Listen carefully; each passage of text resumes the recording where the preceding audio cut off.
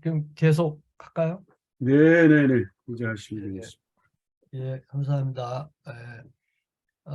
그 1장 17절이 굉장히 중요한 스테이트먼트죠. 굉장히 중요한 어떻게 보면은 로마서뿐만 아니라 성경 전체를 요약한 구절이라고도 볼 수가 있는데 복음에는 하나님의 의가 나타났다. 믿음에서 믿음으로 이르게 하나니 그때 이제 믿음이 뭔지 많은 사람들이 어, 이 제가 그 종교심을 제 나름대로 이렇게 좀 연구하고 들여다 보면은 인간의 심리의 저변에는 하나님을 상실했기 때문에 공통적으로 문화와 역사와 종교를 초월해서 나타나는 게 있는데 무언가를 믿고자 하는 심리예요. 이게 인간은 믿지 않으면은 살 수가 없는 그런 존재인 거죠. 그래서 믿어야만 살 수 있는 것, 그거를 다른 말로 표현하면 관계성의 존재라고 얘기들을 심리학자들이 많이 얘기를 하죠.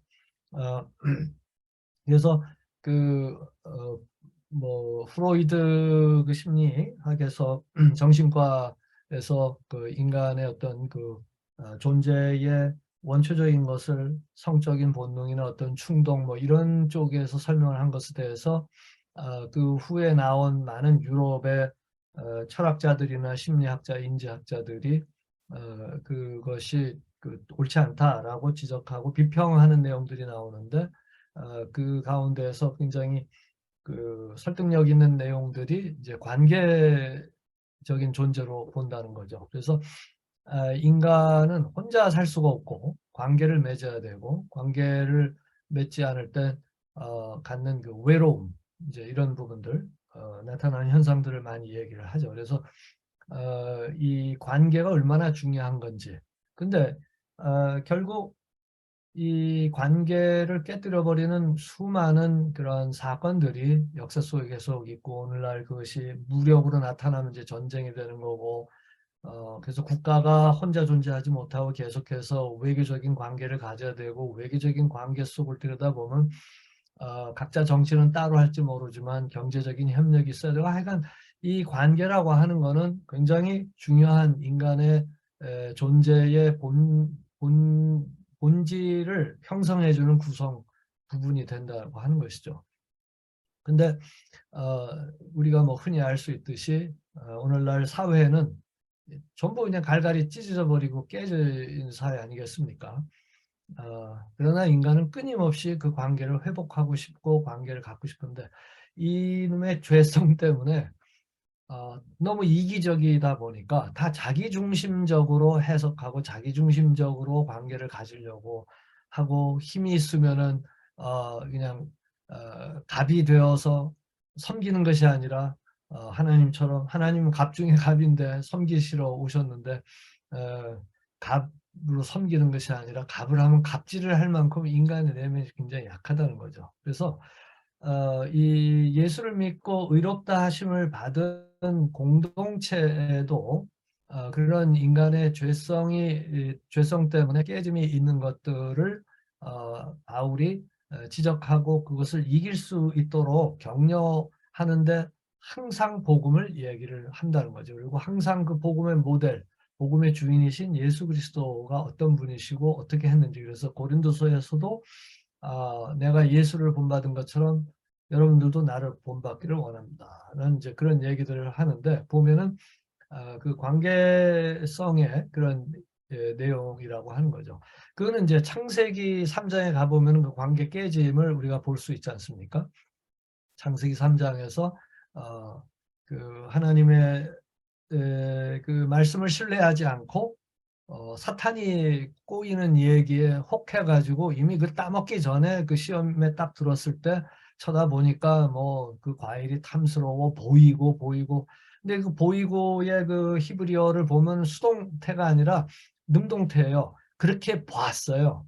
그렇게 보고 하다 보니까 그 과일이 탐스럽게 보인 거죠. 이제 우리 말로는 이제 그 번역이 가장 최적한 번역이지만 히브리어로는 그게 맛있게 보았다, 뭐 이제 본다는 말로 나와 있는데, 그렇게 인간이 죄가 들어온다면 그렇게 봐요. 그래서 죄의 책임은 참 왜 우리를 이렇게 했습니까? 라고 얘기하는 것 자체도 상당히 그 스스로 책임을 지고 싶지 않은, 또 지지 못하는 인간의 무능력한 것들을 그대로 적나라하게 드러내는 거죠. 그러니까 남을 비난하고 본인이 책임을 지지 않으려고 하는 그러한 인간의 그 연약함들이 바로 죄성에 의해서 형성된 결과물들이라고 하는 거죠. 그게 창세기 3장에 그대로 나와 있는데, 그러니까 이제 그렇게 보고서 그냥 따먹고, 따먹은 다음에 그거를 아이고 잘못했네가 아니라, 아, 남편한테 주니까 남편도 좋다고 얼씨구 나하고서 먹고서 이제 하고 나니까 눈이 열렸다고 돼 있지만, 눈이 그 밝아졌다고 한글 성경 번역이 돼 있지만 눈이 바뀐 겁니다. 시각의 변화가 일어난 거죠. 그래서 눈이 열렸다 바뀌었다. 그래서 보니까 자기가 부끄러워, 막 창피해 보이는 거예요. 그냥 처음부터 하나님이 우리를 그냥 옷 필요 없이 만들어 주셨는데 갑자기 스스로 존재가 창피하고 부끄럽고 그래서 숨어야 돼. 그리고 하나님이, 그 사랑의 하나님이 무서워지기 시작한 거예요. 그러니까 하나님을 낯을 피해 가지고 자기들이 관리해야 되는 자연의 오히려 관리자가 되는 게 아니라 그 밑에 가서 숨어 버리는 거죠. 그래서 그다음부터 그 사람 마음속에는 헛헛함이 형성되는데, 이게 둘이, 그러니까 이제 하나님이 왜 이렇게 됐냐고 물어봤을 때, 어, 어딨냐고 물어봤을 때 Where are you? 그 질문은 다른 말로 하면은 너희가 내 안에 있어야 되는데, 나와의 관계 속에 있어야 되는데 How come you are outside of me? 왜 내 바깥에 있는 거야? 라는 질문과 다르지 않은 거죠. 그래서 하나님을 신뢰를 못하는 게 이제 바로 드러납니다. 죄의 결과는, 죄의 특징은 하나님을 신뢰하지 않는 거예요. 그러니까 하나님과의 관계가 깨진 거죠. 그러고서 그 관계 깨짐의 결과가 뭐냐면은 책임을 안 지려고 하는 거예요. 그래가지고 자기가 누군지도 몰라요. 자기가 이거를 다스려야 될 만한 그런 만물의 영장이고 진짜 하나님의 형상으로 지음받았는데 오히려 미물들 밑에 가서 숨어버리잖아요. 그래서 자기 스스로 부끄럽다고 창피하다고 그걸 가리고, 하나님이 영광스럽게 만든 자기를 부끄러운 존재로 느끼는 거야. 그 다음에 왜 이렇게 됐느냐, 너 이거 먹지 말라고 그런 거 먹었냐, 뭐 이렇게 물어봤을 때 하나님이 주신 저 여자가 뭐 이렇게 하잖아요. 남을 힐난하고 남에게 비난하고 책임을 남에게 돌리는 그런 관계 깨짐이 더 나타나고, 그다음에 이제 여자 물어봤을 때 아유 죄송합니다로 나오는 게 아니라 뱀이 그래서 그랬다고 그러고, 그래서 하나님의 긍휼하심이 창세기 3장에 나오는데 뱀을 저주하시죠. 사람들보다는. 사람은 구원하시기로 작정을 하시고 창세기 3장 15절에서 여자의 후손이 와서 이 모든 이 결과가 된 이 저주들을 깨뜨려야만 되는, 이제 그러한 그 하나님의 구원의 약속을 하시면서 언약을 맺기 시작을 하시죠. 그래서 언약의 역사가 계속 되는 것이, 세대가 바뀌고 뭐 그 세대 정도가 아니라 뭐 세월이 흘러서 시대가 바뀌어도 그 언약은 계속 살아있는 것이, 우리가 이제 율법서, 모세오경과 그다음에 선지서 계속해서 우리가 보게 되는 거죠. 한 흐름으로 나와 있는 것을 우리가 보게 됩니다. 그런데 이 죄의 결과는 뭐 끔찍하죠. 창세기 4장에서 보면은 형제가 형제를 죽이고, 이제 뭐 그 이 한 남녀를 이렇게 만드셨지만 그 하나님의 창조의 그 원리 섭리들을 깨뜨리고 일부 다처로 해서 힘 있는 자 중심으로, 남자가 조금 더 물리적인 힘이 있으니까 이제 남자들이 다스리고, 뭐 이제 이러한 것들이 계속해서 진행되면서 어떤 국가, 심지어 국가 이 어떤 그 시스템 자체도 보면은 알 수 있는 게, 공동체가 아니라 시스템으로 가서 힘 있는 자들 중심으로 이렇게 나아가려고 하는 것이, 그 사울 왕을 달라고 했을 때 그 이스라엘 백성들을 통해서 우리가 볼 수 있듯이, 끊임없이 성경에서 보여주는 거는 인류의 죄의 역사고, 그 죄의 역사 속에 개입하고 들어오셔서 그것을 그 죄의 그 저주를 끊고 거기서 사람들을 건져내서 당신께로 회복하시려고 하는 하나님의 그 쉬지 않는 그런 움직임들, 그것이 이제 바로 하나님의 선교라고 말씀을 드렸는데, 그것이 계속되는 것이죠. 그리고 거기에 쓰임을 받았던 하나님의 종들의 역사가 있으니까, 그건 이제 오늘날 우리가 보면 좁은 의미에서 선교의 역사에 맞닿을 수 있는 그런 부분들이 되는 거죠. 그래서 이렇게 쭉 해서 이제 내려오는데, 그것이 이제 하나님의 그 다음에 믿음이라고 하는 이런 말, 그 다음에 의인, 이런 단어들로 완전히 축약돼서 한목에 정리되었다고 보입니다. 그것이 이제 로마서 1장 17절인 것이죠. 그래서 요거를 조금 더 이제 풀어주는 것이 이제 1장 18절에서부터 쭉 나오게 되는데, 그 진노의 의미를 우리가 조금 더 또 생각을 해본다면은, 하나님의 진노는 불의에 그 대해서 나타난다라고 바울은 얘기하고 있습니다. 참 이것도 매우 그 의미심장한 어, 그 내용이에요. 한번 뭐 다시 한번 성경을 좀 보겠습니다만, 1장 18절에 보면은 이게 지금 로마서로 다시 가서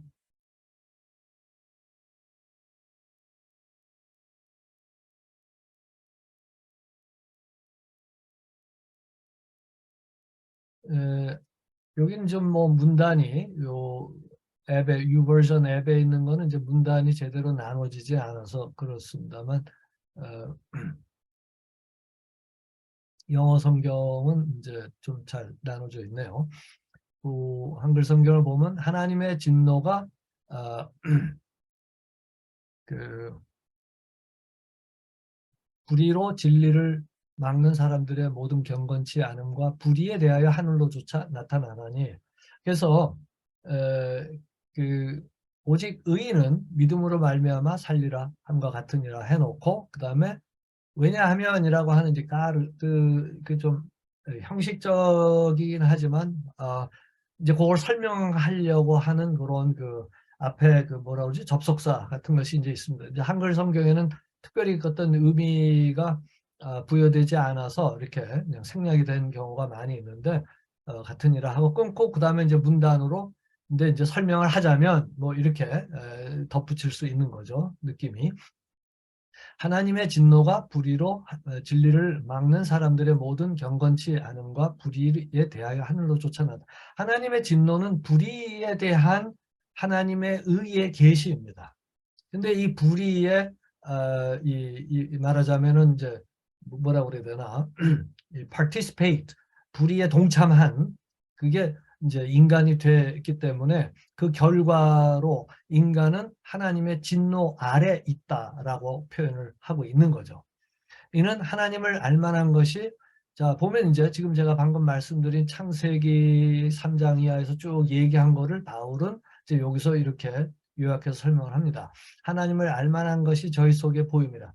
저는 이 하나님을 알만한 것이 이게 선교적으로 굉장히 중요한 거라고 그 이제 믿는 정도가 아니라 중요한 거죠. 그리고 제가 옛날에 선교 신학을 공부했을 때도 많은 그 복음주의, 개혁주의, 요하네스 바빙크 같은 사람들이, 그런 분들이 하나님을 알만한 것, 저 조직 신학에서 얘기하는 일반 계시 내지는 뭐 자연은총, 뭐 일반 은총, 자연 계시, 그런 부분을 얘기를 많이 요걸 갖고서 하는데, 선교적으로도 하나님을 알만한 것이 저희 속에 보인다. 이게 그 선교할 때 이 확신이 없으면은 선교를 못 합니다. 하나님을 알만한 것, 그런 것들을 찾아내줘야 되는데, 실제로 종교들을 좀 깊이 다루고 연구하다 보면은 다 있어요. 틀리는데, 그렇기 때문에 이제 조직신학이나 변증학에서는 틀린 것을 틀리다고 얘기하는 것이 이제 중요하지만, 선교학에서는 틀린 것을 수정해주고 교정해주는 접촉점이 될 수 있도록 만드는 것이 중요합니다. 그래서 그 사람들이 하나님에 대해서, 특히 이제 모슬림들 같은 경우에는 뭐 확신이 있고 아는 게 많고, 뭐 예수에 대해서도 뭐 오히려 거꾸로 이제 가르치지 않습니까? 예수는 하나님의 아들이 아니라 이 기독교인들이 참 무식하게 한심하게 어떻게 그걸 믿느냐? 예수는 위대한 선지자일 뿐인데 사람일 뿐인데 그러면서 뿔 안에 이렇게 돼 있지 않느냐라고 하면서 틀린 뿔 아니지만 본인들에게는 그게 이제 계시라고 믿으니까 이 믿음, 이 사람의 마음이 이게 굉장히 중요한 부분이에요. 그래서 이 이게 이 믿는 그 내용들이 깨질 수 있는 거는 인간의 힘으로 어렵습니다. 이건 성령께서 역사해 주셔야 되는 거죠. 저도 그렇게 반기독교적으로 했다가 은혜를 입고 은혜 받고 하나님께서 성령께서 역사해 주셔서 이게 깨진 다음에 성경을 보니까 그다음부터 막 그냥 확 이게 이 막혔던 담이 허물어지고 물이 그냥 콸콸 들어오듯이 이제 제가 성경을 읽었었던 건데 시작하면서 그런 것처럼 이건 이제 영적인 일이기 때문에 성령께서 역사를 해 주셔야 되는데 거기까지는 우리가 이렇게 바울이 하듯이 프레젠테이션을 계속 해야 되는 거죠. 그래서 하나님을 알 만한 것이 저희 속에 보임이라. 그 하나님을 알 만한 것들을 찾아내는 것이 선교적으로 굉장히 중요한 부분이라는 거예요. 근데 이게 선교라고 하니까 뭐 다른 민족에 가고 다른 데로 멀리 가는 것만 선교라고 생각하기 쉬운데 그게 아니라 전도도 그 하나님의 선교의 큰 울타리 안에 들어가 있는 내용이고 사실 전도와 선교를 오늘날 그렇게 사람들이 구별하지를 않습니다, 요즘은. 왜냐하면은 전도를 하다 보니까 그 이제 이 보면 우리 동네에 말하자면은 한국도 그렇더라고요. 그 타 문화권 거기서는 전도도 허락이 되지 않아서 이제 여러 가지 아, 그 긍휼 사역만 해야 되는 그런 지역에 사는 사람이 이 동네에 왔는데 우리 동네 왔으니까 조심스럽지만 굉장히 그들을 존중하고 이제 조심스럽게 접근하지만 복음을 전할 수가 있는 게 우리나라에 왔으니까 또 그 사람들이 한국말을 해. 예. 그러니까 하여간 이 전도라고 하는 것이 선교하고 이렇게 뭐 구별되지 않는 그런 시대에 살기 때문에 선교에 대한 선교 신학적인 정의도 많이 바뀌어가는 것 같습니다. 그러나 어떻게 정의를 하든 간에 그것이 전도, 뭐 선교, 뭐 구제, 봉사 어떤 용어를 쓰든지 간에 제가 개인적으로 이제 확신하는 건 뭐냐면 이 우리의 하는 모든 것이 고린도전서 10장 31절에 있는 말씀처럼 뭐든 먹든지 마시든지 뭐든지 하나님의 영광을 위하여 하라. 그 하나님의 영광 아까 말씀드렸지만 하나님의 의 드러내는 거고 그 바로 밑에 보면 고린도전서 10장 32절 33절을 보면은 사람들에게 우리의 존재가 거치는 자가 되면 안 돼요. 그들의 유익을 위해서 사는 이타적인 삶으로 나타나요. 하나님의 영광을 위해서 사는데 그렇게 하면서 3절에 보면 뭐라고 되어 있느냐면 그리 해서 어떻게 해서든지 그 사람들이 우리를 보고 구원을 얻도록 하라 이래 되어 있습니다. 그래서 우리의 선한 삶 말로 설명을 하든 뭐 하든 것이 어떻게 해서든지 한 사람이라도 더 그리스도를 알고 바로 지금 우리가 나누는 이 복음의 이 의미가 전달되고 그래서 그 사람들도 어떻게 해서든지 이 구원에 들어올 수 있는 은혜의 방편이 은혜의 그 채널이 될 수 있도록 우리가 살아야 된다. 이것이 이제 선교적인 삶이라고 하는 것이죠. 그래서 복음을 모르고선 선교적인 삶을 산다는 거는 말이 안 되는 거죠. 근데 선교적인 삶이 선교적이라는 말을 너무 많이 쓰더라고요. 근데 이제 복음을 설명을 좀 해보시오 하면은 뭐 그냥 조금 안단 말이에요. 근데 그 마음 심리에 보면 종교적인 심리가 복음적인 심리보다 더 강할 수가 있어요. 그래서 내가 이거를 해야 하나님한테 인정받고 이거를 해서 사람들에게 인정을 받고 뭔가 내 안에 숨겨져 있기 때문에 이 복음의 영성으로 나의 깊은 곳까지 볼 수 있어야 되는데 못 보고 나의 깊은 그 어떤 것이 나도 모르게 나를 조종을 해가지고 이게 사실은 종교적인 행위와 자기 의로 나타날 수 있는 경우가 많이 있거든요. 그래서 이 선교적인 영성은 이 복음적인 영성, 자기 성찰에서 나오고 그러므로 자기 성찰과 선교적인 삶이 하나가 돼야 되는 그런 삶이 이제 바울이 강조하는 그 경건한 크리스천들의 삶이 되겠죠. 그래서 이 하나님을 알 만한 것이 저희 속에 보였는데 하나님께서 이를 저에게 보이셨다, 남겨두셨다 하는 거죠. 그래서 창세로부터 그의 보이지 아니하는 것들 곧 그의 영원하신 능력과 신성이 그 만드신 만물에 분명히 보여 알게 되나니 그러므로 저희가 핑계지 못할지니라. 이것이 이제 우리가 그 선교에 우리가 초청받지 않아도 다른 민족에게 다른 종교권에 이 핍박을 받아도 우리가 갈 수 있는 성경적인 근거가 되는 거죠. 근데 그 보면은 스스로 지혜 있다 하나 우준하게 되어 마주 그냥 레디컬하게 있는 그대로 쫙 얘기를 해요. 썩어지지 아니하는 하나님의 영광을 썩어질 사람과 금수와 버러지 형상 우상으로 바꿨어요. 이스라엘 백성도 그랬지 않습니까? 뭐 이집트 애굽 사람들도 그랬고 그리고 그 이제 아담과 하와가 자기가 다스려야 되는 그 만물 밑에 가서 숨은 데서부터 사실 이 종교라고 하는 거는 싹트기 시작한 거죠. 그러니까 종교심은 하나님을 상실해서 헛헛한 인간의 심정, 심리를 저는 종교심이라고 봅니다. 그래서 이제 그 일반 종교 사회학이라든지 문화인류학, 뭐 심리학에서 종교심을 뭐 이러이러한 인간의 심리라고 표현을 하지만 우리가 신학적으로 성경적으로 우리가 정의를 내린다면 종교심이라고 하는 것은 어, 이게 이 인간을 창조하신 참 주인이신 하나님을 상실했기 때문에 그 안에 이 공토가 생겼을 거 아니에요. 이 공토 때문에 생기는 그런 헛헛함들, 불안한 마음들. 그래서 뭔가 의지하지 않으면 안 되고 뭔가 관계를 가지고 싶은데 근데 거기에 이제 이기심이 있으니까 죄성, 자기 이타심이 아니라 이기심으로 이게 이제 타락했기 때문에 이제 관계를 갖는데 그 관계를 통해서 내가 주인이 되려고요. 하나님이 주인이 되셔야 되는데 하나님 중심으로 이게 이렇게 모여야 되는데 자기 중심으로 모이도록 하고 하나님까지도 그 밑에 이제 두려고 하는 그 이기심, 그게 이제 죄성의 특징이지 않습니까? 그렇게 하다 보니까 사실은 예수를 믿고 난 뒤에도 이 죄성이라고 하는 것과 우리는 끊임없이 전쟁을 치르게 돼 있는데 전쟁에서 우리가 지면은 예수를 믿어도 구원을 받았다 하지만 우리를 중심에 두려고 하는 인간의 그 죄성인 그 속성은 계속해서 자기 스스로 작동을 하기 때문에 이것과의 싸움이 이게 굉장히 치열하게 되는 거죠. 이게 이제 그게 바울이 로마서 7장에서 얘기하는 내용입니다. 그래서 6장, 7장에서 이제 그 얘기를 하는 거죠. 그래서 끊임없이 이렇게 돼 있는데 그것이 이제 예수 없는 상태에서 세상의 그 삶의 그 흐름들을 보면은 우준하게 됐다. 이게 폴리시하게 됐다. 바보스러워지네. 미련해졌다. 이거 좀 심하게 얘기하면 stupid해졌다. 어두워졌다. darken 됐다. 어둠에 사는 거예요. 바울 자신이 그랬거든요.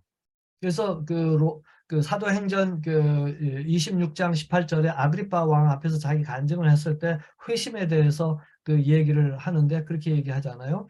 그 하나님께서 그 자기에게 한 얘기를 이제 자기도 자기에게 하신 것을 자기도 이제 유대인과 이방인에게 하기 위해서 내가 부르심을 받은 건데 이걸 갖고 이 사람들이 나를 고소해서 내가 지금 이 법정에 섰습니다. 이제 그 자기 얘기를 하지 않습니까? 이제 디펜스를 하는데 거기에 그런 표현이 나오죠. 눈을 열어서 예수님께서 나를 이렇게 부르신 거는 사람들의 눈을 열어서 어두움에서 빛으로 해서 이제 눈이 열리면은 창세기 3장에서는 눈이 열렸는데 어떻게 됐어요? 보기 시작을 하니까 이 죄의 그 시각으로 보니까 쓸데없는 것이 뭐 탐스러워 보이고 자기는 아주 수치스럽게 보이고 하나님은 무서워 보이고 모든 것이 다 그냥 자기를 공격하는 것처럼 보이고 그래서 자기를 스스로 지키려고 막 그냥 하는 그런 시각을 갖게 된 건데 이제 예수를 믿게 되면은 사도행전 26장 18절에 있는 말씀을 보면은 눈이 열렸는데 이게 거꾸로 이제 열린 거죠. 이제 시각의 변화가 일어난 거죠. 복음을 통해서 하니까 자기가 지금까지 유대의 열심을 갖고 하나님을 위해서 사는 줄 알았는데 알고 보니까 어둠에 있었더라 이거예요. 그래서 어둠에서 빛으로 그 빛은 예수 그리스도죠. 자기에게 빛을 비추신 그분을 다메섹 도상에서 만났잖아요. 그래서 빛으로 갔는데 그게 바로 하나님께로 가는 길이더라. 그래서 갔더니 죄 사함을 받게 하는 거고 그 다음에 그 하나님의 기업에 동참하는 거예요. 그 하나님의 공동체, 하나님 나라에 동참하는 거예요. 그래서 그 사도행전 26장 18절 그 구절을 그 메모했다가 다시 한번 꼭 보시기 바랍니다. 그 16장 26장 18절. 그래서 그 보면은 이 바울의 랭귀지, 그 언어들을 보면은요, 구약에 그 당시에 뭐 히브리어로 쓰여졌고 아람어로도 중간에 기록이 되어 있고 헬라어로 되어 있고 그러지만 같은 개념들이 사용되는 것을 알 수가 있습니다. 이게 번역됐을 뿐이지. 그렇게 해서 참 이제 우준하게 됐다. 이게 뭐 옛날 우리나라의 옛날 한자 말인데 아주 이제 둔해지고 미련해지고 뭐 이제 그런 말입니다. 그래서 그 어두워진 거죠. 마음이 어두워졌는데 복음을 통하여 이제 이 어두움에서 어두움에 있다는 걸 알고 빛으로 나와야 되는 거죠. 그러나 그 전의 상태는 이렇게 된 거예요. 썩어지지 않은 하나님의 영광을 썩어질 사랑과 금수와 버르지 형상 우상으로 바꿨다. 이게 이제 종교심이 나타나는 표현들인데 구약을 염두에 두고 이야기하고 있다고 보입니다. 그러므로 하나님께서 저희를 마음의 정욕대로 더러움에 내어 버려두사 저희 몸을 서로 욕되게 하셨으니, 그래서 요거를 뭐 이제 신학에서는 유기라는 말을, probation이라는 말을 쓰는데 유기해서 남겨둔, 이게 진짜 무서운 거예요. 그러니까 이 편안하고 뭔가 잘 돌아가는 것 같고 그럴 때 선지자가 나타나서 죄를 얘기해주고 하나님께로 돌아올 것을 얘기를 하고 그러지 않습니까? 어쨌든 그런 내용들을 쭉 해서 이 내용들을 여러분들이 이제 보시면은 뭐 29절만 하더라도 모든 불의, 추악, 탐욕, 악의가 가득하고 뭐 시기, 살인, 분쟁, 사기, 악도 수근수근하고 뒷담화하고 남 욕하고 뒤에서 뭐 그냥 뭐 교만하고 자랑하고 악을 도모하고 그래서 뭐 깽단을 만들고 뭐 해서 뭐 부모를 거역하고 우매하고 배약하고 무정하고 뭐 아이고 이거 보면 그래서 이런 거 나쁘다고 얘기를 하면서도 그 하나님의 정하심을 알고도 자기들만 행할 뿐 아니라 또한 그 일을 행하는 자들을 옳다 해요. 이게 세상이 돌아가는 거예요. 뭐 하나도 낯설은 것이 없습니다. 인류가 그래. 그러니까 인류를 이러한 시각으로 보게 되는 것이 이제 선교적인 시각이 되는 거죠. 근데 이게 이제 그러니까 이제 유대인들이 그거 봐. 그럴 수 있잖아요. 그러니까 바울이 뭐라 그러냐면 그러므로 남을 판단하는 사람은 누구를 가리키는 말입니까? 유대인들을 가리키는 말입니다. 물론 누구든지 네가 핑계치 못할 것은 남을 판단하는 것으로 즉 율법이죠. 네가 너를 정죄함이니 판단하는 네가 같은 일을 행합니다. 유대인이라고 다를 것이 하나도 없다는 거죠. 그래서 쭉 여러분들이 읽어 보시기를 바랍니다.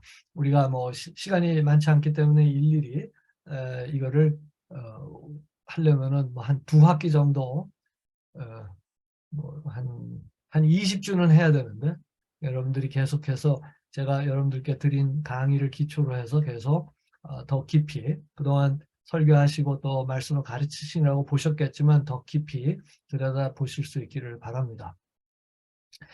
이제 여기서 흔히들 많이 이제 얘기하는 게 유대인들은 율법이 있어서 죄를 깨닫는데 그러면 율법이 주어지지 않은 그 이방인들은 어떻게 죄를 깨닫는가? 그리고 어떻게 하나님의 진노 아래 있다는 것을 알 수 있느냐라고 이제 질문을 하죠. 이미 그거는 오늘날의 우리들의 질문만이 아니라 계속해서 바울 시대에도 있었던 질문이었던 것을 알게 됩니다. 여기 보면은 율법 없는 이방인이 본성으로 율법의 일을 행할 때에는 이 사람은 율법이 없어도 자기가 자기에게 율법이 되었다. 이런 이들은 그 양심이 증거가 되어 그 생각들이 서로 혹은 송사하며 혹은 변명하여 그 마음에 새긴 율법의 행위를 나타낸다. 그래서 혹자들은 그래서 이방인들도 자기 양심에 있는 율법으로 구원을 받았다라고 이렇게 얘기를 하는 분들도 있더라고요. 근데 지금 바울은 여기서 그걸 이야기하려고 하는 것이 아니라고 하는 것이죠.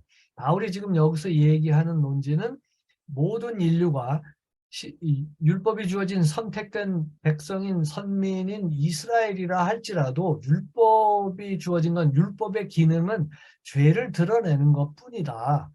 선민이 되었다고 해서 선교적인 백성으로 선택을 받았다고 해서 그 구원에서 그냥 그 율법을 통하여 율법에 있는 것을 통하여 하나님을 율법을 통하여 구원을 받았다라고 보려고 하는 그런 이제 경향들이 있는 거죠. 물론 율법에 있는 율법을 통하여 하나님을 믿게 되었고 그걸 통하여 이제 구원 얻었다까지 얘기하는 것에 대해서는 이제 뭐 좀 신학적으로 좀 더 부연 설명이 필요하겠지만 율법으로 구원받은 것은 아닌 거죠. 구약에도.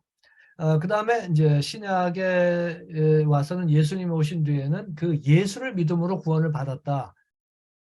그렇게 해서 그 믿음의 대상이 이제 다른 것처럼 이야기를 하는 그 신학적인 논지들이 있어요. 근데 우리는 그 예수님이라고 하는 이제 예수님이 계시된 거는 이제 신약 시대에 드러난 것이 분명하지만 그 하나님은 예수님을 통하여 좀 더 구체적으로 알게 된 거지. 그 여호와 하나님에 대한 계시는 구약에도 동일하게 있었다고 저희는 봅니다.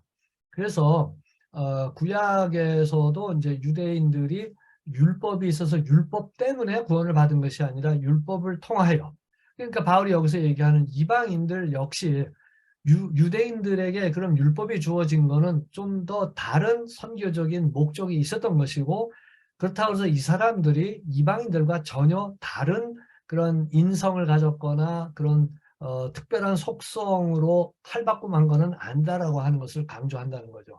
그래서 이방인들 역시 양심의 율법이 된다. 그래서 그 양심을 남겨놓으신 것을 얘기를 하는 것이죠.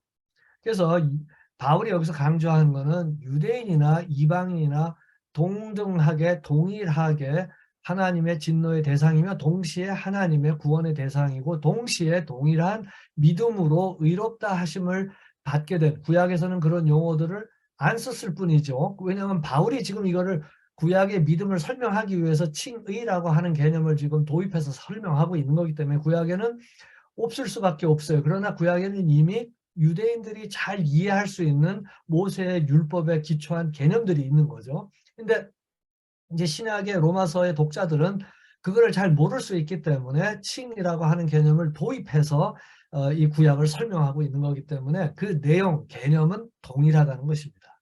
그래서 요것이 이제 그래서 여기서 로마서 1장에서 얘기하는 것은 유대인이나 2장에서 얘기하는 건 유대인이나 이방인이나 똑같이 하나님 앞에서 죄인이기 때문에 유대인이라고 칭하는 네가 율법을 의지하여 하나님을 자랑하는데 안 지키는 건 똑같지 않느냐 하는 것을 이야기를 하는 거죠. 그래서 그렇게 쭉 하면서 할례를 예를 들어서 얘기를 합니다. 왜냐하면 할례가 그 당시에 굉장히 중요한 이슈였기 때문에 그래요. 그래서 그 크리스찬이 되면은 우리가 갈라디아서도 이제 읽어보면 알겠습니다만 뭐 유대인들이 이게 또 우리가 안 살아봤기 때문에 쉽게 이해하기는 어려운데 타 문화권, 타 종교에 오랫동안 익숙해 있으면요. 이게 회심해서 돌아온다 하더라도 그 습관이 남아있고 거기서 내 뼈에 그냥 깊이 박혀 있는 그런 가치관이라든지 이런 것들이 아직도 있기 때문에 복음으로 그것이 이제 중화되고 새로운 세계관을 형성하는데 시간이 좀 걸리거든요. 이 당시에 뭐 얼마 안 됐단 말이에요. 예수님 믿은 지가 뭐 얼마나 됐겠어요. 이 당시에 막 55년 정도로 보면 예수님 뭐 이제 승천하신 걸 뭐 한 32년 정도, 3년 그 전후로 이렇게 본다면은 불과 20년 사이니까 저와 여러분들보다도 예수 믿은 이게 지금 경력이 짧은 거예요. 지금 그 사람들에게 이제 좀 메시지를 전하는 거기 때문에 그 유대인들이 우리는 그 예수님이 나온 그 민족이란 말이야. 그러니까 이방인들한테 갑이 되는 거죠. 갑질을 하는 거예요. 종교적으로. 그러니까 이제 그게 아니다라고 하는 것을 지금 이야기하기 위해서도 이제 바울이 로마서를 이야기를 하고 있는 거죠. 그래서 유대인이 갖는 의미가 뭔데 지금 우리가 선민이 됐다는 것보다 더 중요한 게 그 믿음이 무슨 뜻인지 하나님의 의가 뭔지 이걸 아는 것이 중요하다. 이거를 지금 설명하고 있는 것입니다. 그래서 3장으로 넘어가면은 그런즉 유대인이 낳은 게 뭐냐, 그 할례의 유익이 뭐냐, 그는 뭐 있어요. 하나님의 말씀을 맡은 이 수종들은 그런 사람으로 있는 거예요. 그런 민족으로 선교적인 민족이, 그러나 그것이 더 우월한 것은 아니라는 얘기죠. 그건 신명기에도 나온 말씀이거든요. 어, 그, 그러면서 이제 쭉 그런 내용들을 얘기를 하면서, 어, 우리가 잘 아는 10절로 넘어가겠습니다. 기록된 바 의인은 없나니 하나도 없으며 깨닫는 자도 없고 하나님을 찾는 자도 없고 다 치우쳐 한 가지로 무익하게 되고 선을 행하는 자도 없나니 하나도 없다 한 이제 시편의 내용을 이야기를 하면서 다시 한번 인간의 죄성이 이제는 유대인이건 이방인이건, 1장에서는 이방인 중심으로 얘기했는데 2장에서는 어땠습니까? 유대인이라 할지라도 다를 게 없다는 걸 얘기를 하면서 이제 3장의 이 초두에서는 결국 이방인이나 유대인이나 동일하게 결국 인간이 갖고 있는 인간의 속성에 이제 이 복음, 좋은 소식을 이야기하기 전에 이 슬픈 소식을 전해주는 거죠. 인간이 얼마나 문제가 많은 존재인지, 그 하나님의 형상으로 지음받은 존재임에도 불구하고 왜 이렇게 됐는지를 설명을 하는 거죠. 그래서 18절에 보면 저희 눈앞에 하나님을 두려워함이 없느니라 한 것 같으니라 하면서 구약을 시편을 인용을 하면서 이제 인간이 이토록 전 인류가 이렇다 하는 걸 설명을 합니다. 그러면서 19절, 20절에서 결론을 내리죠. 요 문단에 우리가 알거니와 무릇 율법이 말하는 바는 율법 아래 있는 자들에게 말하는 것이니 이는 모든 입을 막고. 자, 누가 율법 아래 있어요? 히브리 사람들입니다. 그러면 이방인들은 아니에요? 아니에요. 양심의 율법이라는 것이 있기 때문에 여기서 율법이 말하는 바는 모든 사람들이에요. 율법 아래 있는 자들 모두를 가리키는 말입니다. 이는 모든 입을 막고 온 세상으로, 온 세상이라고 그랬잖아요. 유대인과 이방인 모든 사람들을 하나님의 심판 아래 있게 하려 함이라. 심판 아래 없었는데 심판 아래 들어오게 한다, 그런 뜻이 아니고, 이 율법이 우리에게 주어진 것은 또 인간이 타락했지만 양심을 남겨놓으신 것은 인간들로 하여금 소위 여기서 나온 결과가 죄책감이라고 하는 것이죠. 그래서 인간이 잘못을 범하게 되면은, 이제 잘못을 범했다는 건 어떤 이제 기준이 있는 거죠. 기준이 사회마다 나름대로 인간의 양심, 또는 유대인들 같으면은 율법을 통해서 어떤 인간이 어떻게 살아야 되고 어떻게 행동해야 되는가 기준들이 있지 않습니까? 그러면 사람들은 어려서부터 그 기준을 배워요. 그래서 그것을 지키려고 해요. 지켜야 된다고 해요. 그런데 못 지켰을 땐 죄책감이 있고 이제 더 악해서 고의적으로 이 규준을 깨기 시작을 합니다. 그래서 악랄해지고 더 악해지는 거죠. 그것을 이제 바울은 얘기를 하는 거죠. 그런데 사람들이 그 영 깊은 곳에서는 안다는 얘기예요. 즉 모든 사람들이 하나님의 심판 아래 있다는 거예요. 즉 죄를 가리키는 말이죠. 하나님의 심판의 대상이 뭐라 했다고요? 불이라고 하지 않습니까? 하나님의 진노가 불의를 쫓아 나타난다고 했는데 그 불의가 인간에게 있기 때문에 모든 인간이 하나님의 심판 아래 있다. 하나님의 진노 아래 있다. 요거를 도출해내는 바울의 수사적인 논리인 것입니다. 여기 저기 19절. 그러므로 20절에서 이야기하는 것이 결론적으로 여기까지, 율법의 행위로 그의 앞에, 즉 하나님 앞에 의롭다 하심을 얻을 육체가 없나니. 여기서 육체는 사람을 가리키는데 여기서 쓰인 단어를 보면은 인간의 죄성을 가리키는 말입니다. 율법으로는 죄를 깨달습니다. 율법으로는 어떻게 한다? 죄를 깨닫는다는 거예요.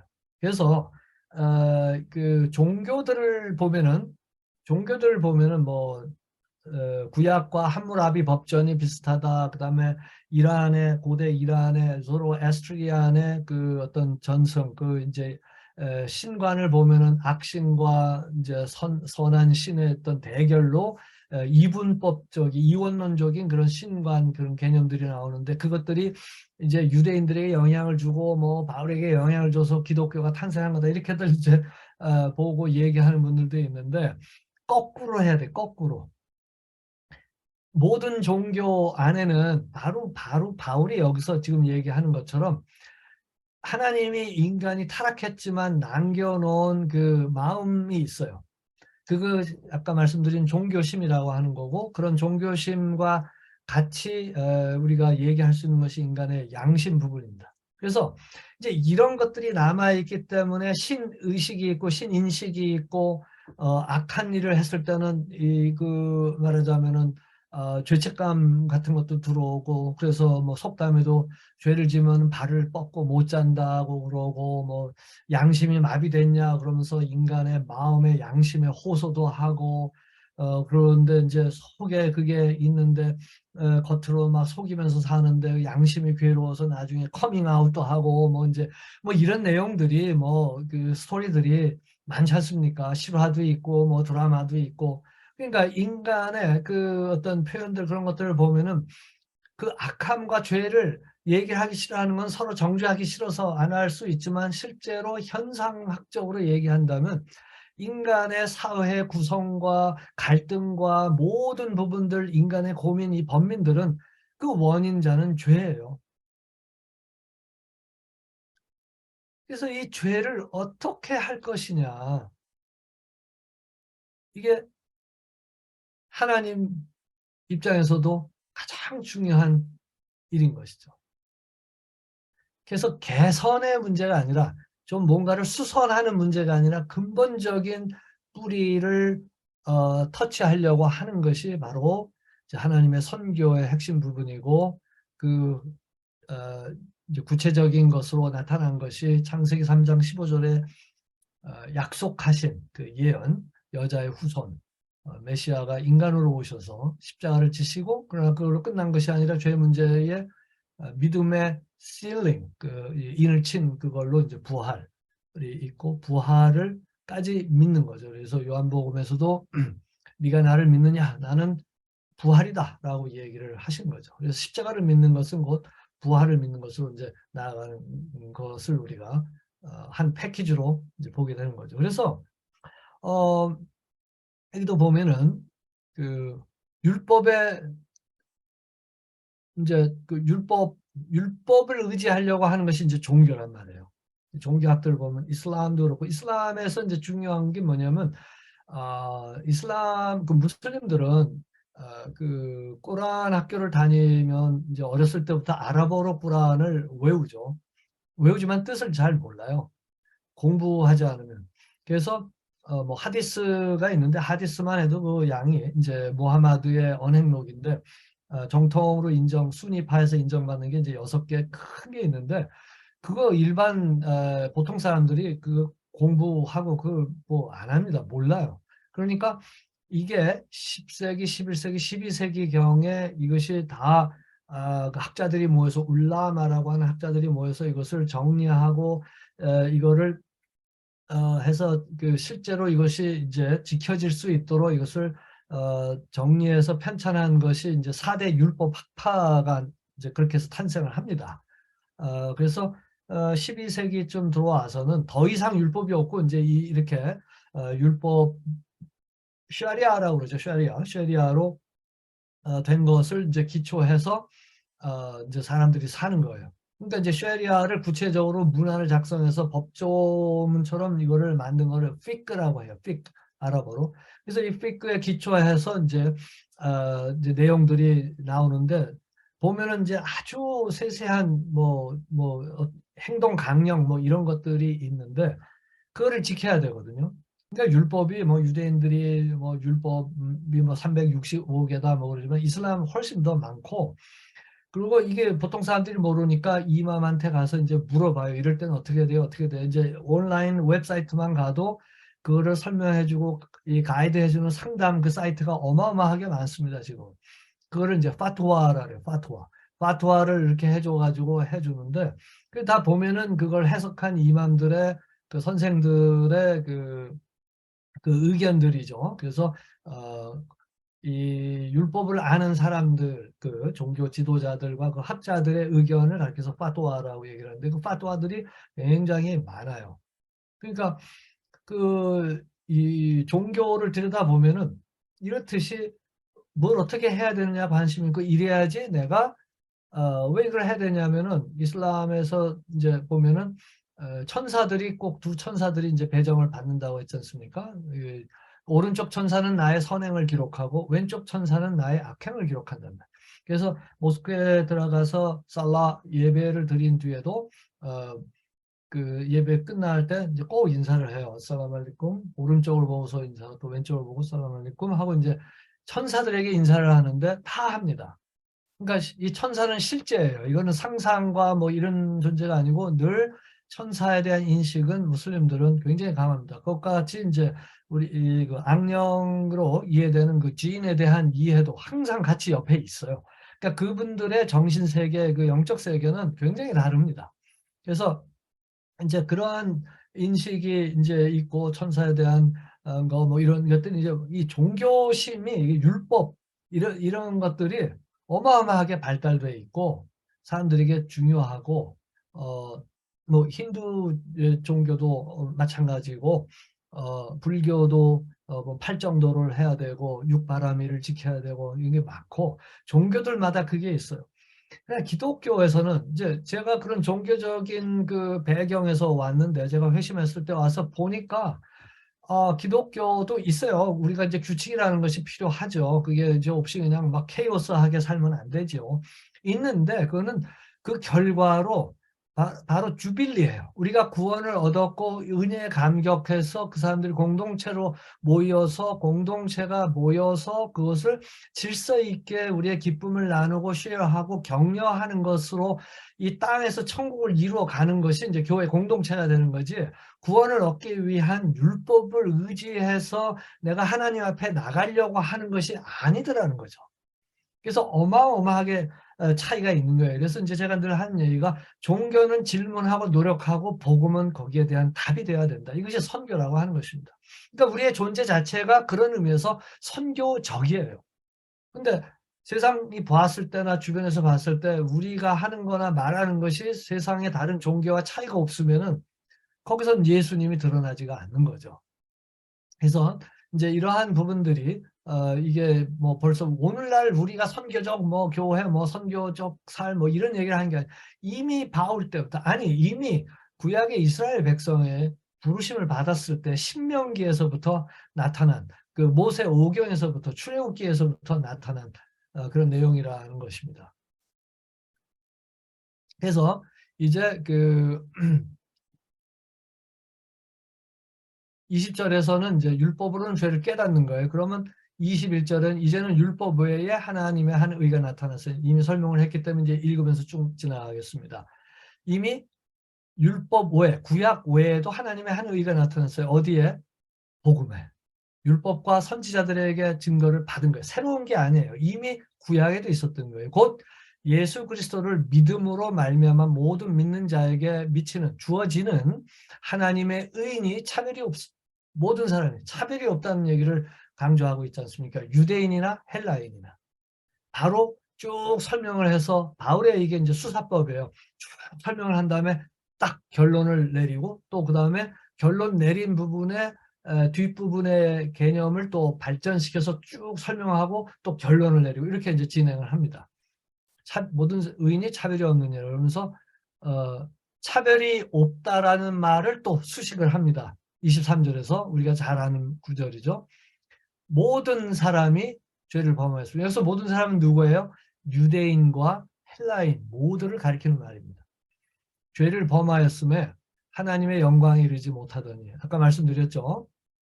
그랬는데 여기 24절에 보면은 헬라어에는 그러나 지금 요 말이 있어야 돼요. 그래서 영어 성경에는 보면은 여기는 어떻게 되나 좀 보죠.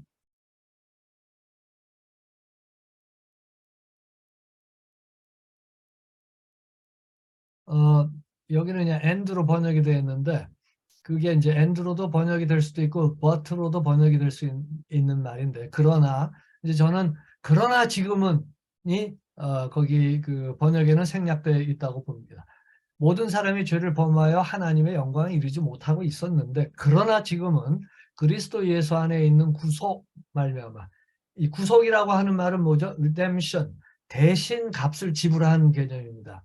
이거 상업적인 개념입니다. 누가 빚을 졌는데 이 빚을 갚지 못했을 때 이 빚을 갚아주는 것 그것이 이제 바로 구약의 율법에서 얘기하는 우리가 잘 아는 룻기서에서도 보아스가 했던 거 무르기 물은다는 말로 이제 한국말은 번역이 되어 있는데 대신 갚아주는 거예요. 그래서 이제 이것도 뭐 굉장히 중요한 그 구속의 개념인데 어쨌든 대신 예수 안에 있는 구속, 즉 예수님께서 대신 죄를 대한 것을 갚아 주심으로 말미암아 하나님의 은혜로, 이게 하나님의 은혜잖아요. 은혜죠. 내가 빚을 말하자면 10만 불, 20만 불, 100만 불 졌는데 누군가가 Let me pay for you. 이렇게 하면 그 은혜 아니겠어요? 지금 빚을 지고 있는데 누군가가 대신 갚아준 거야, 내 사정을 하고. 이게 이 성경에 바울도 그렇고 복음서에 나와 있는 요 죄 사함, 요 빚진 거 예수님 복음서에서 그 죄를 용서함, 죄 사함에 대한 내용들 보면은 1만 달란트 경제 용어입니다. 다 보면은. 요즘 경제적인 거 지금 뭐 지금 한국도 그렇고 뭐 이게 지금 이 기준 금리가 올라가 가지고 지금 대출 받은 사람들, 론한 사람들 지금 난리 나고 있지 않습니까? 그런데 그냥 이자만 낮춰줘도 막 은혜를 느끼는데 아주 원금까지 싹 갚아줬다면은 이거 뭐 보통 할렐루야가 아니죠. 이게 그 개념이에요, 이 단어들이. 그래서 이 구속이라는 말이 어, 빚진 오늘날 같은 자본주의 사회에서 빚져보지 않으면은 참 느끼기 어려운 말인데 그 당시도 마찬가지인 거지. 그 당시도 로마 사회의 상업성 뭐 이런 것들은 뭐 다른 그 문헌들에도 보면은 경제 활동은 뭐 인간이 옛날에 수렵 생활 좀 했을 그 이후에는 경제 활동은 이거는 뭐 최근의 일이 아닙니다. 공산주의가 안 될 수밖에 없는 게 경제 활동을 제재를 해가지고는 공산주의 사회주의는 이거는 뭐 심하면은 뭐 이게 지금 이게 안 되니까 이제 무너지니까 이제 그거를 소수가 가지려고 하니까 독재로 가는 거지 않습니까? 그래서 이 경제 활동이라고 하는 것이 얼마나 중요한 인간의 심리와 행동 영역의 중요한 핵심인지를 이제 보여주는데 바로 그런 개념을 쓰신 거예요. 구속이라는 말, redemption이라는 말이. 은혜를 보세요. 값 없이. 값이라는 말은 뭐예요? 어, 경제 용어지 않습니까? 죄의 싹슨? 그때 싹시라고 하는 거 wage of sin. wage도 뭐예요? 그거 salary라는 말이잖아요. 그래요. 그러니까 값 없이 의롭다 하시면 얻어요. 우리가 거기에 대해서 값을 지불할 수 있는 게 없어요. 완전히 100% 공짜로 받은 것이죠. 의롭다 하시면 얻은 자 된 거예요. 그러니까 우리는 의롭지 않은데 의롭다라고 여겨주시고 심지어 우리의 존재 자체도 의인이 되도록 하나님이 보실 때 만들어 주신 거라는 거죠. 아까 읽은 고린도후서 5장 21절에 있는 말씀처럼 의가 되게 하신 거예요. 그러므로 바울이 여기서 이제 계속 강조하는 게 우리가 누군지를 알아라. 우리가 누군지를 알아야 우리가 누구인지 알 때 그 사람답게 사는 것이 당연하지 않느냐의 이야기입니다. 로마서 6장에서도 우리가 더 이상 율법 아래 있지 않기 때문에 우리가 값없이 하나님의 은혜 아래 있기 때문에 that's where we are. 우리가 어디 있는지를 알 때 우리는 거기에 맞게끔 살아야 되는데 실제로 인지적으로 또는 심리적으로 아직도 종교심을 갖고 종교적으로 사는 기독교인들이 그리스도인들이 많은 것을 보여줍니다. 그는 뭐 그 당시뿐만 아니라 역사 속에 계속 그런 거죠. 이제 복음을 깨닫지를 못하게 되면은 하나님과의 관계, 하나님에 대한 신뢰가 어떠한 그것인지 이제 경험을 해야 되는데 그 경험을 하려면은 또한 죄가 얼마나 무서운 것인지를 깨달을 수 있어야 돼요. 그래서 그것을 깨닫고 십자가의 은혜를 알게 되면은 그 은혜를 아는 만큼 겸손해지고 그 겸손해진 만큼 하나님께서 쉽게 사용하실 수가 있는 거죠. 안 그러면은 뭐 그냥 자기가 이제 지가 그냥 하나님을 위해서 살겠다고 그냥 해가지고 그냥 뭐 그냥 사고를 칠 수도 있는 거니까. 그러니까 하나님은 겸손한 자를 쓰시는데 그 겸손은 죄를 깨닫는 만큼 형성이 되는 것이죠. 그 죄를 깨닫는 만큼 은혜가 커지는 건데 그 은혜가 어떤 것인지 그 은혜의 값을 얘기를 하는데 가장 최고의 값이 뭐냐면 공짜라는 얘기예요. 근데 이게 공짜가 어떠한 것에 대한 공짜인지를 알아야 그 공짜의 값어치를 깨달을 수 있다는 거죠. 어마어마한 1만 달란트면 그 당시에 처자식을 다 팔고 몇 세대를 팔아도 갚지 못할 양이에요. 1만 달란트. 그만한 죄를 용서를 받았는데 나가서 그 하는 게 그 마태복음 18장에 그저얘 너무도 잘 알잖아요. 200데나리온 그거 한 두 달 그 월급 좀 되나 뭐 그런데 그거 안 갚았다고 멱살을 잡고 지금 그러고 있는 게 방금 은혜를 잊어버리는 인간의 모습을 예수님이 아주 적나라하게 얘기를 아주 잘해 주시잖아요. 그게 바로 우리 아니겠습니까? 저와 우리들 아니겠습니까? 그래서 말씀 앞에 서야 되고 겸손해져야 진짜 하나님의 쓰임을 받는 건데 어쨌든 뭐 이제 그 은혜로 값없이를 설명을 하려다 보니까 이제 그런 데까지 나갔는데 그 이 용어들이 비즈니스 랭귀지라는 거예요. 커머셜 랭귀지라고 하는 거예요. 구속으로 말미암아 하나님의 은혜로. 이게 지금 이제 바울 때만이 얘기가 아니라 모세 그 오경도 우리가 분석을 해보면은 이게 단순히 종교적인 게 아니라 거기 있는 레위기도 그렇고 사회법이 나와 있지 않습니까? 사회법에는 누가 뭐 잘못하면 얼마로 물어야 되고 하고 그다음에 희년 얘기가 나오잖아요. 주빌리. 이거는 굉장히 중요한. 그래서 이 안식년이라고 하는 거는 아니 6년하고 이제 7년 한 해 딱 놀려주고 그다음에 안식일 지키고 하고 그러는 것이 지금 이제 안식일이 완성이 돼서 그 기념으로 우리가 이제 주일 첫날을 예배를 드리는 건데 그 안식일의 그 개념은 바로 구속의 개념입니다. 그래서 안식일을 주신 거는 예언적으로 주신 거예요. 그래가지고 그 안식일의 주빌리, 그 희년의 완성이 이 구약에서 하나의 예표로 계속 얘기가 됐다가 예수님의 오심으로 말미암아 이제 그 모든 것이 성취된 것이죠. 뭐 하여간 그래서 그 모든 것에 성취된 그 모든 것은 결국은 뭐냐? 구속이란 말이에요. 우리 인류의 구원의 길인 거죠. 그리고 그 구원의 길에 우리가 그 구원을 받았다고 하는 것은 믿음으로 그 길에 들어선 거고 이제는 주님과 동역자가 되어서 바울이 얘기하고 있는 것처럼 하나님의 선교를 같이 해나가는 거예요. 그러니까 이게 선교에 헌신을 한다는 말 자체가 모순이에요. 왜냐하면 예수를 믿고 거듭나는 순간 하나님의 선교에 이미 들어와 있는데 또 뭘 헌신을 해? 이제 엄격하게 얘기하면 다만 이제 특별한 사역에 이제 부르심을 받을 때 이제 우리가 헌신이라는 말을 쓰는 거죠. 그러니까 선교에 헌신을 했다라고 하는 말을 제가 보니까 이게 맞는 말이 아니더라는 거죠. 선교라고 하는 걸 하나님을 중심으로 생각한다면 뭐 선교사로 헌신을 했다. 뭐 요거는 맞는 말일 거예요. 왜냐하면 내가 그러한 직책으로 내가 이제 평생을 살겠다. 뭐 이렇게 얘기할 수는 있으니까 뭐 헌신이라는 말인데 선교에 헌신했다는 말은 이게 좀 다른 거예요. 그러니까 선교를 사람들이 그렇게 이제 어떤 그 교회 존재 바깥에서 어디 뭐 이렇게 하는 그런 걸로 자꾸 분리해서 이분법적으로 사용을 하다 보니까 그런데 교회 안에 공동체 안에 들어오는 순간 하나님의 선교에 들어온 거고 우리의 삶 존재 자체가 선교적인 거지 분리될 수가 없어요. 그러면 선교적인 삶이 아니면 뭔 삶이에요 그게? 종교적인 삶이면 큰일 나지 그러면. 그러니까 우리의 존재는 이미 그 구속받은 자의 은혜로 값없이 의롭다 하심을 얻은 자의 삶 자체가 선교적이라고 하는 거죠.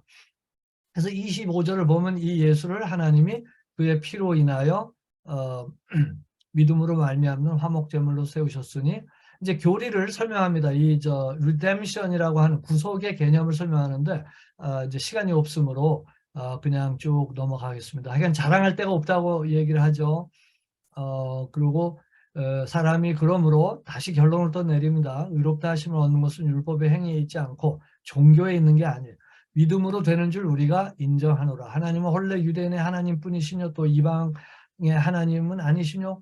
이게 다시 또 강조하죠. 이방의 하나님도 되신단 말이에요. 할례자도 믿음으로 말미암아 보세요 여기. 무할례자 이방인들도 믿음으로 똑같아요. 의롭다 하심으로 하실 하나님은 한 분이십니다.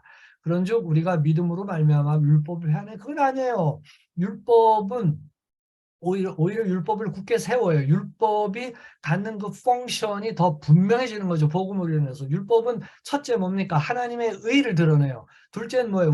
그러므로 결과적으로 우리의 불의가 드러날 수밖에 없어요. 그 다음에 세 번째는 뭐예요? 갈라디아서 3장에서 얘기하는 것처럼 몽학 선생처럼 결국 그렇구나. 내 힘으로 내 선함으로 내가 구원을 받을 수가 없기 때문에 하나님 도와주세요. 하나님 저를 불쌍히 여겨주세요. 하나님의 도움을 요청하는 길로 나가게 해주는 거예요, 율법이.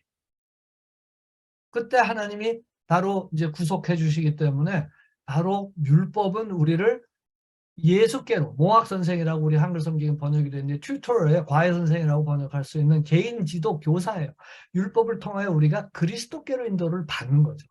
그래서 우리 이제 유대인이 아니기 때문에 뭐 율법을 뭐 구약에서처럼 이렇게 지키고 그러지 않지만 우리가 구약을 보면서 계속 우리는 모세 오경 속에서도 예수님의 메시지를 들을 수 있어야 되고 그리스도를 읽을 수 있어야 됩니다.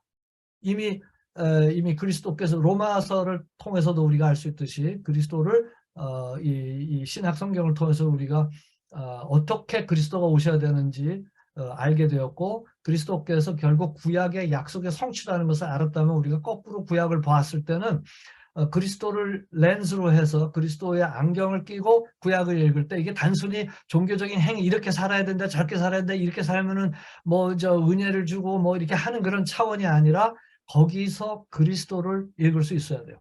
예를 하나 드릴게요. 이제 제가 생각했던 것보다 시간이 많이 지나서 좀 그렇습니다만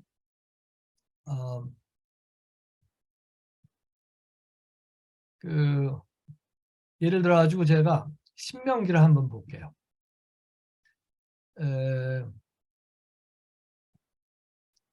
신명기 예를 들어서 28장을 한번 보죠. 이제 바울이 아니죠. 이제 모세가 이스라엘 백성들이 요단강 건너서 이제 저쪽으로 가기 전에 다시 한번 십계명을 풀어주는 내용들이 쭉 나오는데 여기서 다시 이제 언약을 맺습니다. 언약을 얘기를 하는데 그 내용을 잠깐 보려고 해요. 이 언약이 예수 그리스도를 통해서 크리스톨로지컬리 기독론적으로 우리는 이해를 해야지 이 구약을 읽을 때 유대인들과는 다르게 읽죠. 유대인들이 왜 구약을 읽으면서도 아직도 예수 그리스도를 믿지 못하냐 하면은 예수 그리스도를 믿음으로 말미암아 다시 터놓고라고 하는데 이제 구약이라는 말을 이 사람들은 안 쓰죠. 이 모세오경을 이제 이렇게 보는데 그리스도를 제외하고 오히려 더 반예수적으로 이렇게 읽다 보면요, 이게 진짜 더 종교화되는 것을 보게 돼요. 근데 우리는 어떻게 읽는다? 예수 그리스도적으로 봐야 된다는 거죠. 이 모든 것이 성취되고 완성된 그리스도의 렌즈로 이것들을 봐야 되는데 보면 기독교인들조차도 이거를 종교적으로 읽는 분들이 상당히 많더라고요. 그러니까 성경 해석학적인 어떤 토대가 없이 그냥 읽으면은 신명기 28장 예를 하나 드는 거예요. 다른 데도 많이 나오는데 네가 네 하나님 여호와의 말씀을 삼가 듣고 내가 오늘날 네게 명하는 그 모든 명령을 지켜 행하면 네 하나님 여호와께서 너를 세계 모든 민족 위에 뛰어나게 하실 것이며 하면서 잘 보시면요. 나중에 시간 되셔서 잘 보시기 바랍니다. 14절만 축복의 장이에요. 14절만, 14절만. 그 다음에 15절부터 31장까지는 저주로 가득 차 있어요.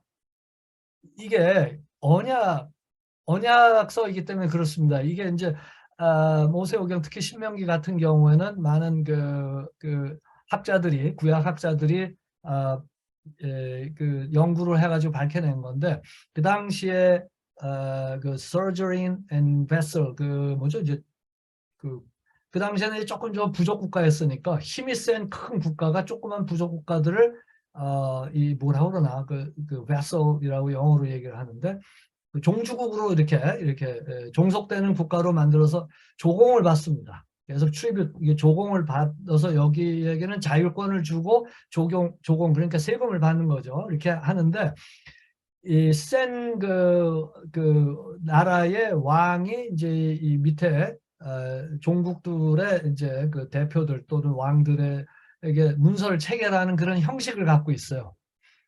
이 신명기가. 그래서 보면은 그 대신 그러니까 이 큰 나라의 임금은 작은 나라의 조그만 왕들에게 뭐 옛날에 우리나라도 이제 중국에 이렇게 뭐 했을 때 힘이 약하니까 저쪽은 황제라고 그러고 우리는 왕이라고 그랬듯이 이제 그런 개념이죠. 그런데 그 문서를 보면은 그 종주의 관계를 형성할 때 그 문서들을 보면은 나는 누구다 하는 표현이 있고 너희는 이렇게 해야 된다. 그러면 내가 너희를 살려줄 것이다. 이렇게 해서 언약을 맺습니다. 커비넌트를 맺어요. 그런 형식으로 이것도 역시 그 당시에 그 민족들이 이해할 수 있는 관계, 힘의 관계를 보여주는 그런 문서로 그 당시에 사람들의 그 문화를 이해한 사람들이 하나님을 잘 이해하도록 이런 형식을 갖췄던 것을 보게 됩니다. 그러니까 이것도 이 문서도, 그러니까 문서 형식도 들여다보면 상당히 하나님께서 선교적으로 저 모세오경도 기록해서 그들이 더 쉽게, 오늘날 우리는 뭐 이걸 연구한다고 뭐 레위 같은 거 뭐 복잡하지만 그렇게 그 당시 사람들은 더 쉽게 이해할 수 있도록 주셨다는 것을 알 수가 있습니다. 그게 쉬운데도 인간이 얼마나 악한지 계속 배반하잖아요. 하나님을 배신하는 걸 보는데 어쨌든 그래서 여기 이제 보면은 이거 조건문이에요. 이거 잘 보시면 네 하나님 여호와의 말씀을 삼가 듣고 내가 오늘날 네게 명하는 그 모든 명령을, 이게 성경 말씀, 이게 장난이 아닙니다. 그죠? 예, 모든 명령을 지켜 행하면 네 하나님 여호와께서 너를 세계 민족 위에 뛰어나게 하시고, 순종하면 이 모든 복이 네게 임하고 성읍에서도 복을 받고 들에서도 복 받고 뭐 자손들이 잘 되고 광주와 떡반죽 그릇이 복을 받고, 오늘날로 치면 뱅크 어카운트가 is going to be blessed, 뭐 이런 얘기겠죠. 뭐 이제 원수들 이기게 해주고 쭉 해가지고 내용이 나오는데 그 14절까지 나와요. 그런데 15절부터 보면 그러나가 있어요. 와우가 있습니다. 히브리어에. 그러나 네가 만일 네게 명하는 그 모든 명령과 규례를 지켜 행하지 아니하면 이제 기록할 모든 저주가 네게 임하고 네게 미칠 것이니, 성읍에서도 저주받고 들에서도 저주받고. 가끔 어떤 분들 설교하시는 거 들어보면은 이 뒤는 잘 인용을 안 하고 1절에서 14절은 많이들 인용을 하시는 것 같아요. 신방할 때도 이렇게 보면은. 그 들으면 기분 좋은 말씀인데 문제는 이걸 다 지켜야 돼요. 모세오경을. 자, 이거에 대한 내용을 바울이 얘기한 게 있는데 한번 보겠습니다. 그 바울이 뭐라고 그랬냐면은 갈라디아서에서, 시간이 다 됐으므로 요거까지만 하고 제가 마치도록 하겠습니다. 갈라디아서 3장을 한번 보세요. 3장 여기 3장 10절을 보면은 무릇 율법 행위에, 아까 로마서에서 우리가 공부를 했죠. 율법 행위는 어떻게 율법에 속한 자들에게 그 적용되는 거다 그렇게 얘기를 했죠. 즉 율법 행위에 속한 자들은 그런데 뭐예요? 저주 아래 있다는, under the curse. 여기서 저주는 샤머니즘이나 이런 데서 얘기하는 저주가 아니라 하나님의 진노를 가리키는 말입니다. curse를 가리키는 말이에요. curse. 하나님의 진노예요. 그러니까 이 이방 종교에서 얘기하는 뭐 영어로 bewitchment, 뭐 curse, 그게 아니고 하나님의 심판, 진노를 가리키는 말입니다. 그거를 이제 저주, 그리심산과 에발산 그거 언약을 맺지 않습니까? 아까 신명기 거기서 무릇 율법 행위에 속한 자들은 저주 아래 있나니 기록된 바 누구든지, 요거 신명기에 인용하고 있습니다. 누구든지 율법책에 기록된 대로 온갖 일을, 모든 것, 아까 그랬잖아요. 모든 것을 다 지켜야 된다고. 이를 항상 행하지 아니하는 자는 저주 아래 있는 자라 하였습니다. 다시 말해서 율법은 인류가, 유대인들 이스라엘 백성을 포함한 인류가 하나님의 진노 아래에 있기 때문에 구원을 받아야 된다라고 하는 것을 알려주기 위하여 하나님이 율법을 주신 거예요. 그래서 저주 아래 있는 자라 하면 또 하나님 앞에서 아무나 율법으로 말미암아 의롭게 되지 못할 것이 분명하니 이는 의인인 믿음으로 살리라 하였습니다. 의인이 믿음으로 말미암아, 즉 믿음으로 의인이 되어야 살 수 있다. 그러니까 여기서는 뭐예요? 저주 아래 있다와 살리라가 반대말이에요. 그러니까 아까 로마서 1장 17절에서 읽은 믿음으로 의인된 사람이 살리라는 얘기는 이 갈라디아서 표현대로 하면은 믿음으로 의롭다 행위를 받지 행위가 아니라 믿음으로 의롭다 함을 얻지 못하고 행위로 의롭다 함을 얻으려고 하는 사람들은 저주 아래에 있는 것이다. 그거는 의롭다 함을 받는 것이 아니라 오히려 저주 아래에 있는 것이다 하는 말이 되겠죠. 그래서 율법은 믿음에서 난 것이 아니라 이를 행하는 자는 그 가운데서 살리라 하였느니라. 그래서 13절이 이제 바울이 얘기하는 결론입니다.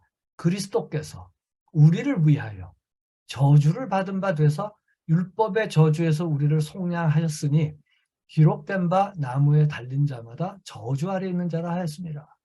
십자가 사건이 바로 모세오경에 이미 예언된 신명기에서 얘기한 그 저주 언약에, 저주 언약이라고 얘기하는 게 좀 말이 좀 세게 들립니다만, 그 언약을 막아서서 우리 대신 저주를 받아서 우리를 살려주신 그 은혜라고 하는 것을 지금 설명하고 있는 거죠. 그렇기 때문에 신명기를 읽으실 때 그 신명기 다시 가서 쭉 읽어보세요. 28장부터 쭉 읽으시면은 그 31장 그 이후에도 어떤 내용이 나오냐면, 여호와 하나님께서는 그 율법을 지키지 못할 것을 알고 율법을 주셨어요. 모세가 그 얘기를 합니다. 너희가 이걸 들었지만 너희들이 배신할 거 안다라는 얘기를 합니다. 그 얘기는 뭐냐면은, 율법을 통하여 죄를 깨달았으면은 하나님의 은혜를 구하고, 하나님, 우리의 경우에는 예수를 붙들고 십자가 앞에 나아가야 되는 거죠. 죄를 깨닫는 것이 굉장히 중요합니다. 선하게 사는 것도 중요하지만 죄를 깨닫는 것은 우리가 이 교회사 속에서 잊어서는 안 되는 건데, 제가 보면은 이 죄에 대해서 사람들이 좀 무뎌지고 먹고 살기 참 힘든 세상을 사는 거, 뭐 점점 더 심해진다고 하지만 항상 인류는 그래왔다라고 생각이 되고, 그러면서 항상 자기를 정당화하고 자기를 지키려고 하고 손해보지 않으려고 하면서 점점 죄에 대해서 무뎌지고 피해의식이 점점 더 강해지고, 그래서 그 피해의식이 강해지면 나중에 결국에는 이 유대인들처럼, 이스라엘 백성처럼 하나님을 원망하게 되고, 기독교라고 하는 것은 허구처럼 들리고 죄라는 것을 얘기하면 꼰대처럼 들려지고 하는, 이제 이러한 시대를 계속 반복하는 거죠. 그렇게 해서 이제 결론을, 이제 로마서를 오늘 그래서 어디까지 했느냐 하면은 이제 이렇게 해서 율법을 굳게 세우느니라 까지 했습니다. 다음 주 화요일은 좀 제가 드린 강연을 좀 읽어오시고 좀 빨리